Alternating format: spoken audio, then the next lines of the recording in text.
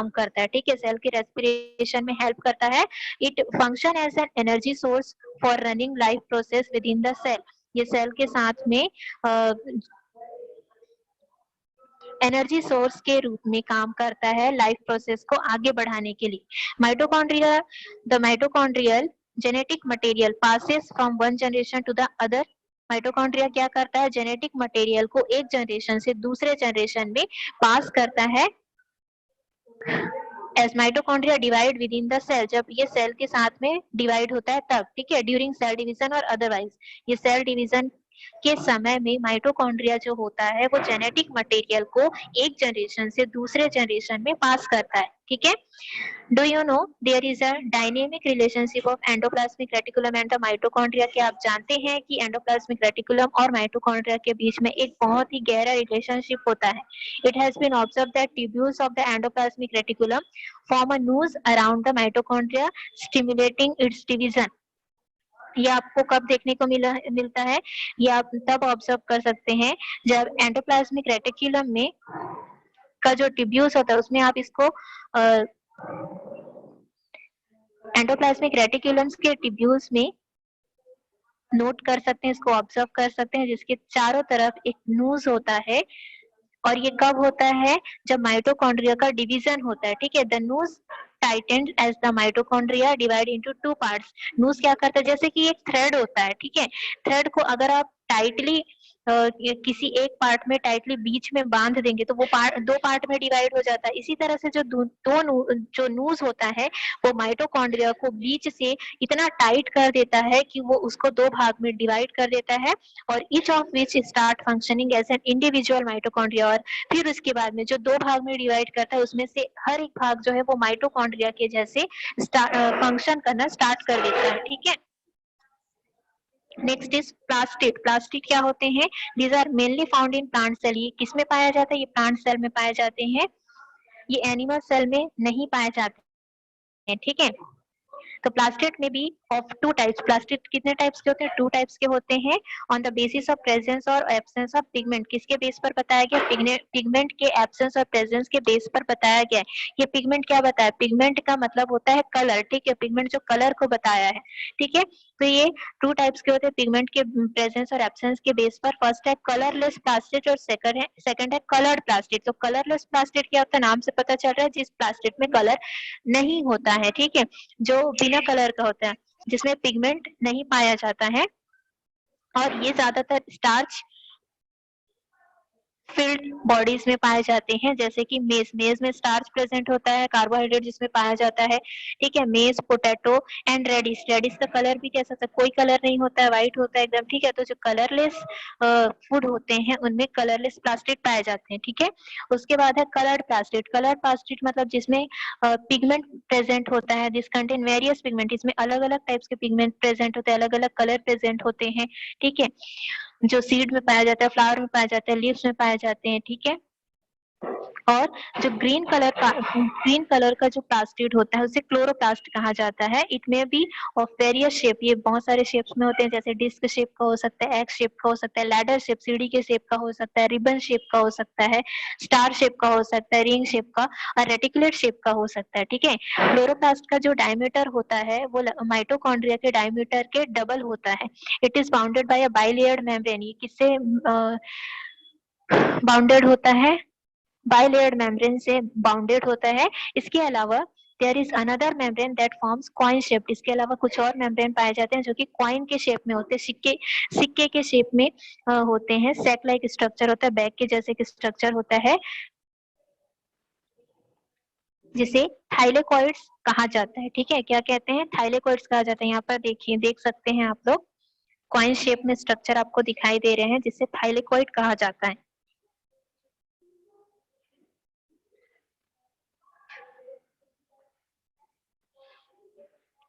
दिख रहा है।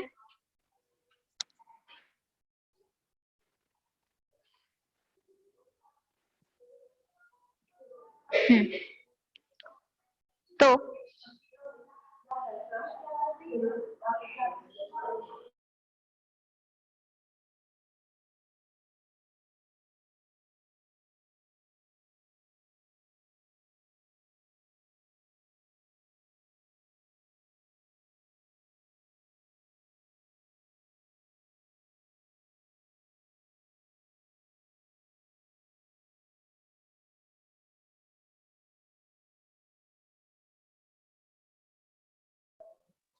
तो thylakoids arranged in a stack-like manner is called as grana.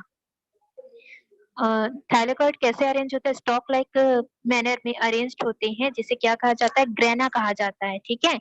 Stroma is the substance field between the membranes. In membranes के बीच में क्या भरा होता है? स्ट्रोमा भरा होता है। दिख रहा है आप लोगों को यहाँ पर ड्रॉ में? So far we had studying eukaryotic cell, that is those containing a membrane bound nucleus. eukaryotic cell किसको कहेंगे? जिसके न्यूक्लियस के चारों तरफ न्यूक्लियर मेम्ब्रेन पाया जाता है, that is called eukaryotic cell. और prokaryotic cell जिसके न्यूक्लियस के चारों तरफ न्यूक्लियर मेम्ब्रेन नहीं पाया जाता, उसको क्या कहेंगे? प्रोकैरियोटिक सेल कहेंगे। ठीक है। चलिए अब हम देखते हैं characteristic of prokaryotic cell. Prokaryotic cell के क्या क्या कैरेक्टर होते हैं? तो these cell are bound by a cell wall and a cell membrane. ये सेल जो होता है उसके चारों तरफ क्या पाया जाता है? सेल वॉल पाया जाता है, सेल मेम्ब्रेन बाउंड होता है। और they lack some parts observed in the eukaryotic cell. eukaryotic cell में जो parts हमें दिखाई देते हैं वो prokaryotic cell में कुछ कुछ जो parts हैं वो हमें prokaryotic cell में दिखाई नहीं देते, जैसे कि mitochondria, endoplasmic reticulum, Golgi body. ठीक, ये हमें prokaryotic cell में दिखाई नहीं देते हैं। The function of these parts are carried out in the cytoplasm itself. In parts में जो function होते हैं वो किसके अंदर होते हैं? साइटोप्लाज्म के अंदर होते हैं। Some of life processes of this organism are carried out on their inner side. कुछ जो ऑर्गेनिज्म होते हैं उनका जो लाइफ प्रोसेस होता है वो सेल मेम्ब्रेन के इनर साइड में होता है। This have ribosomes of a smaller size as compare to eukaryotic cell. जैसे कि जो राइबोसोम का जो साइज होता है यूकैरियोटिक सेल में बड़ा होता है, लेकिन प्रोकैरियोटिक सेल में राइबोसोम का जो साइज होता है वो छोटा होता है। Most bacteria and cyanobacteria are prokaryotic organism. Prokaryotic organism के एग्जांपल क्या है? बहुत सारे बैक्टीरिया और साइनोबैक्टीरिया प्रोकैरियोटिक ऑर्गेनिजम्स के एग्जांपल हैं। ठीक है। Yes ma'am. Yes ma'am.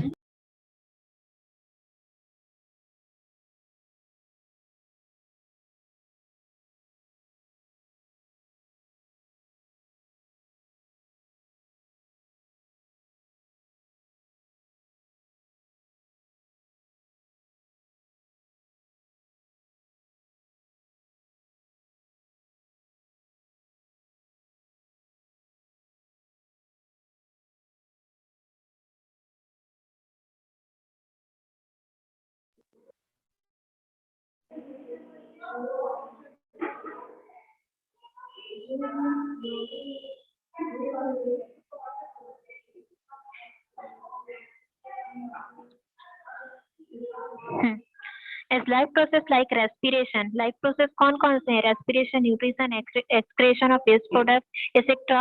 go on in the cell. cell के अंदर में ही होता है ये सब जो प्रोसेस है। all the parts of the cell function in coordination with each other. बहुत सारे जो सेल होते हैं वो एक दूसरे के साथ मिलकर फंक्शन करते हैं और लाइफ प्रोसेस को आगे बढ़ाते हैं। It is just as all parts of our body function in coordination to carry out this process in our body. जैसे कि हमारे बॉडी के अंदर जितने भी पार्ट्स होते हैं, ऑर्गन्स होते हैं, वो सब एक दूसरे के साथ मिलकर एक दूसरे की सहायता करते हैं और हमारे लाइफ प्रोसेस को आगे बढ़ाते हैं। उसी तरह से जो सेल भी होते हैं वो एक दूसरे के साथ कोऑर्डिनेट करते हैं और लाइफ प्रोसेस को आगे बढ़ाते हैं। The cell have been called the functional unit of living forms. इसीलिए क्या कहा जाता है? सेल को फंक्शनल यूनिट कहा जाता है। ठीक है, स्ट्रक्चरल एंड फंक्शनल यूनिट कहा जाता है। ठीक, क्लियर है? Yes ma'am. Okay, Yes, next ma'am. Cell theory. Cell theory क्या है? People believe for a long time that life originated spontaneously from air, water and soil. पहले क्या माना जाता था कि जीवन की उत्पत्ति किससे हुई है? एयर, वाटर और सॉइल से हुई, ऐसा लोग मानते थे, बिलीव करते थे। ठीक है। It is only a couple of centuries back, after a long period of research, that we came to know that this was not so. उसके बाद में बहुत समय के रिसर्च के बाद में ये बताया गया कि ये सही नहीं है, मतलब ये बिल्कुल भी सही नहीं है कि जो लाइफ की उत्पत्ति हुई है वो एयर, वाटर और सॉइल से हुई है। Living organism give rise to other living organism. जैसा कि आप लोग जानते हैं कि रिप्रोडक्शन के दौरान जितने भी लिविंग ऑर्गेनिज्म होते हैं वो अपने जैसे लिविंग ऑर्गेनिजम्स को पैदा करते हैं। ठीक है। But what was the unit from which life forms and the structure of all organism are made. लेकिन जितने भी लिविंग ऑर्गेनिज्म का स्ट्रक्चर बनता है, ठीक है, उसका यूनिट क्या है, उसका बेस क्या है, वो बनता कैसे, किससे बनता है, ठीक है। तो 200 साल पहले ये रिसर्च किया गया और इसके यूनिट के बारे में खोज की गई, ठीक है। Some scientist who largely contributed towards this were Matthias Jacob Schleiden. बाद में दो साइंटिस्ट हैं, मैथ्यूस जैकब स्लीडन और थियोडोर स्वान, इन दोनों ने मिलकर उस यूनिट के लाइफ के यूनिट की खोज की, ठीक है। और एक और साइंटिस्ट है रडोल्फ वर्च्यो, ठीक है। Theodor Schwann was the zoologist. Theodor Schwann कौन थे, जूलॉजिस्ट थे, और स्लीडन क्या थे, एक बॉटनिस्ट थे, ठीक है।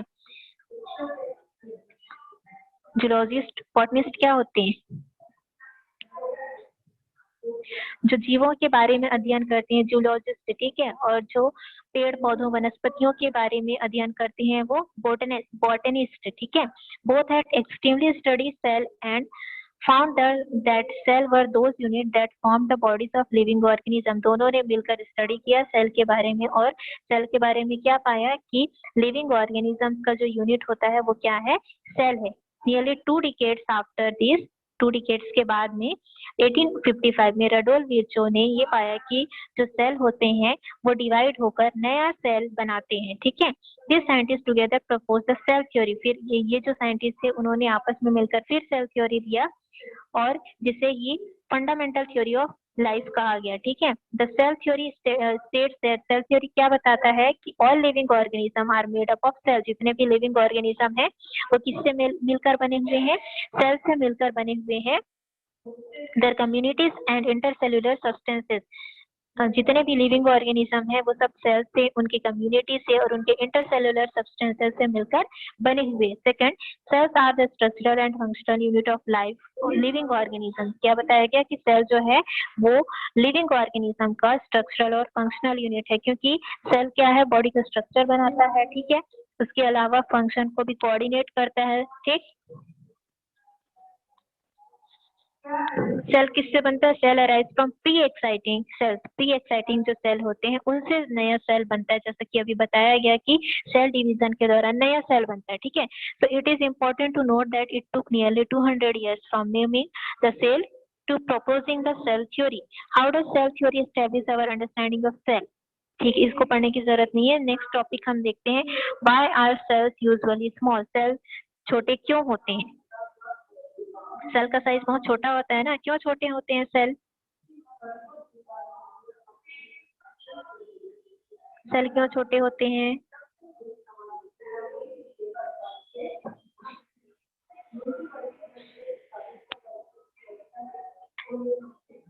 सेल इतने छोटे होते हैं कि उसको हम खुली आंखों से बिल्कुल भी नहीं देख सकते, माइक्रोस्कोप में ही हम उसको देख सकते हैं मैग्नीफाई करके, ठीक है। Have you ever thought why cells may be so small? What would happen if cell were big? क्या होगा अगर सेल बहुत बड़े साइज का हो? What are the advantage for a cell to have a small size? Cell के small size होने का एडवांटेज क्या है, फायदे क्या है? तो देखते हैं, we have studied that there is a continuous exchange of material like nutrients, gases and excretory product between the cell and its surrounding. जैसा कि आपने पहले भी पढ़ा हुआ है कि सेल और उसके बाहर के जो एरिया होते हैं उसमें बहुत सारे मटेरियल का एक्सचेंज होते रहता है, जैसे कि न्यूट्रिएंट्स का, गैस का और एक्सक्रीटरी प्रोडक्ट का आदान प्रदान होते रहता है, एक्सचेंज होते रहता है, ठीक है। और ये जो प्रोसेस होता है वो सेल के सरफेस के थ्रू होता है। If the exchange occur across smaller distance it would require less energy. अगर ये जो एक्सचेंज होता है वो कम दूरी पर होगा, ठीक, तो कम एनर्जी की जरूरत होगी, और ये ज्यादा दूरी पर होगा तो ज्यादा एनर्जी की जरूरत होगी। तो it could only be possible if the size of the cell were small. ये तभी पॉसिबल है, कम एनर्जी तभी लूज होगा जब सेल का जो साइज है वो छोटा होगा, ठीक है। If you consider a cell to be spherical, अगर हम सेल को स्फेरिकल समझते हैं, then as its radius double, तो इसका रेडियस क्या हो जाएगा, डबल हो जाएगा। The increase in surface area would be in square and that of volume in cubes. और इसका जो सरफेस एरिया है वो किसमें हो गया, स्क्वायर में इंक्रीज हो जाएगा। देखिए यहाँ पर बताया गया है कि कैसे डबल होते जा रहा है, ठीक है। अगर हम उसको स्फेरिकल शेप में समझते हैं तो रेडियस क्या हो जाएगा, डबल हो जाएगा, सरफेस एरिया भी डबल हो जाएगा, वॉल्यूम क्या हो जाएगा, वॉल्यूम भी बढ़ते जाएगा, ठीक है। तो larger surface area would increase the area of contact with resources outside a cell. अगर सरफेस एरिया ज्यादा होगा, ज्यादा बड़ा होगा, तो रिसोर्सेस का जो एरिया है वो भी बढ़ जाएगा, रिसोर्सेस के साथ जो कांटेक्ट का एरिया है वो भी बढ़ जाएगा, and thereby also the chance of entry of more of the resources into the cell. और सेल के अंदर में बहुत सारे जो रिसोर्सेस हैं उनके एंट्री होने के चांसेस भी होंगे। तो an increase in volume of the cell would increase demand of more resources. अगर सेल का वॉल्यूम बढ़ता है, अगर सेल का साइज बढ़ जाएगा तो रिसोर्सेज का जो डिमांड है वो भी बढ़ते जाएगा। तो we have seen that the increase in surface area is less compare to the volume. आपने क्या देखा कि जो सरफेस होता है, सेल का जो सरफेस एरिया होता है वो वॉल्यूम के कंपेयर में कम होता है। The cell size would increase the demand for intake of resources. अगर सेल का साइज बढ़ जाएगा तो रिसोर्सेज का जो डिमांड है वो भी बढ़ जाएगा सरफेस एरिया में, ठीक है। तो lesser surface area would fail to meet up to the demands. जो कम सरफेस एरिया होता है वो रिसोर्सेज के डिमांड को क्या करता है, कम करता है। Thus the pace of life process would decrease. You have observed some large cell like that of the egg of hen. आपने बड़े बड़े सेल भी देखे हैं, जिसमें हमने प्रीवियस क्लास में एग्जांपल भी लिया था एग ऑफ हैन का, ठीक है, मुर्गी के अंडे का एग्जांपल लिया था, जिसमें क्या होता है, योग भी प्रेजेंट होता है, देरिया विद द योग। This have attained their maturity and their life process have become very slow. ये इनका जो लाइफ प्रोसेस होता है ये बहुत धीरे धीरे होता है, ठीक है, क्योंकि ये बहुत बड़े सेल होते हैं, जिसके वजह से इनका जो लाइफ प्रोसेस होता है ये बहुत धीरे धीरे होता है। तो अब आप समझ गए होंगे कि सेल का जो साइज होता है वो छोटा क्यों होता है। सेल का साइज छोटा होने से बहुत सारे फायदे होते हैं कि रिसोर्सेज के डिमांड जो होते हैं कम होते हैं, ठीक है, और लाइफ प्रोसेस तेजी से होती है। ठीक, क्लियर है? Yes ma'am.